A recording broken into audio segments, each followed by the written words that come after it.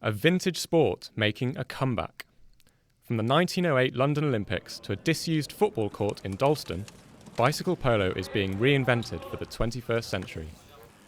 The growth of the sport is gathering speed as more and more Londoners get involved. London at the moment, I'd say, has probably got the biggest polo scene within Europe because of the internet and people travelling around talk a lot more about what's going on in the polo world. It's developed massively in the last 2 years.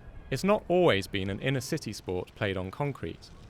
In the 40s and 50s, suburban Herne Hill hosted bike polo matches on grass.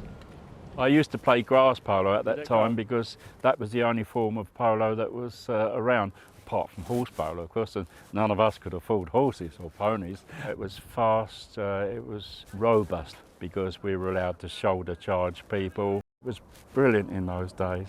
So could bike polo return to the Olympic arena? I don't see any reason why hardcourt couldn't at some time in the future be involved in the Olympic Games. And today's players are also positive about the future of the game. As far as the sport evolving into something like an Olympic sport, it's all going to be down to the players. The passion's there and everything it needs to grow is there. It'd be good to keep it free like it is now, and things are pretty cheap to get started. But on the other hand, if it was to encourage more people to do sports, then that can only be a good thing. You may be surprised to know that bike polo was once part of the Olympics. In the 1908 London Games, it was played as a demonstration sport, but it never became an Olympic fixture, and other sports took centre stage. They've got a long way to go because the Olympic Games are basically full. They've got an upper limit of competitors which they don't want to go beyond.